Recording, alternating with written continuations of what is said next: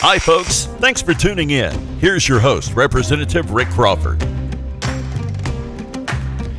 Hey, folks. Rick Crawford here. Thanks for joining us for another edition of Tune In. I want to give you a real quick update on what's going on with regard to the Iran deal. Many of you have called, emailed, made some comments on Facebook, and I understand your concern. So I want to tell you what's going on. We're under the 60-day review period, but in fact, no, we're not. I'm going to tell you why we're not. You may have seen some reports on the news that Senator Cotton and Congressman Pompeo have discovered, in fact, that there were side deals ancillary to the Iran negotiations that Secretary Kerry was engaged in. Therefore, that is non-compliant with the Corker law, which was signed into law by the president back in May. And so therefore, the president is out of compliance with the law that he signed back in May.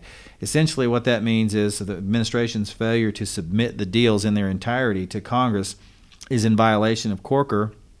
And just to give you an idea of what is at stake here, the law explicitly states that the president must transmit the nuclear agreement along with, quote, appendices, codicils, side agreements, implementing materials, documents, and guidance, technical or other understandings, and any related agreements, whether entered into or implemented prior to the agreement or to be entered into or implemented in the future. In light of that obvious error, that the side deals were not disclosed and given to Congress, the House is taking a series of votes to express that fact and fight against the final agreement of the final Iran deal. Now, here's how this will take place. First thing, the House will vote on HRS 411, which provides that the president has failed to fully comply with the Iran nuclear agreement, and because he's not submitted all the materials to Congress, disclosing those side agreements that I mentioned earlier involving the International Atomic Energy Agency, or IAEA, and Iran. So we will pass that since of the House resolution. Second up, H.R. 3460 delays until January 21st, 2017, when President Obama is out of office, the authority of the president to waive, suspend, or reduce existing sanctions on Iran or on Iranian office officials or individuals. And then finally, the third piece of legislation, H.R. 3461, which expresses Congress's approval of the Iran nuclear agreement and will thereby force Democrats to affirmatively vote in support of the deal rather than voting against a resolution of disapproval. That's critical right there. You know how I stand, where I stand on this. I think I've pretty well communicated this to you. I made a floor speech on it just this week.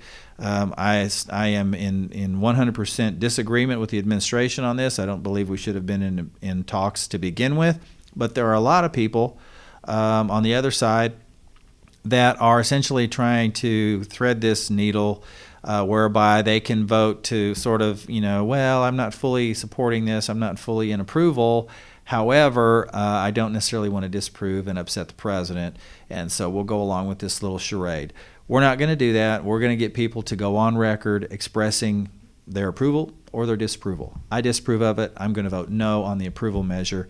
And we think that we are well within the law to do this. In fact, the president himself is out of compliance, and this is the action that we're taking to make sure that we have a strong statement against the Iran deal. These votes will be taken this week, and that is the latest on the Iran deal as it's happening right now, and we will keep you posted on this as things develop. But I wanted to give you an update on this. I thank you for joining us for Tune In.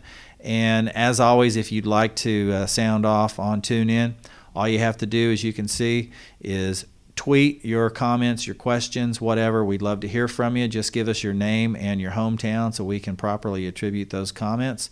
And we certainly would love to hear from you on the next Tune In. We'll keep in touch. Follow us on Twitter, follow us on Facebook, and you can get on our website, crawford.house.gov.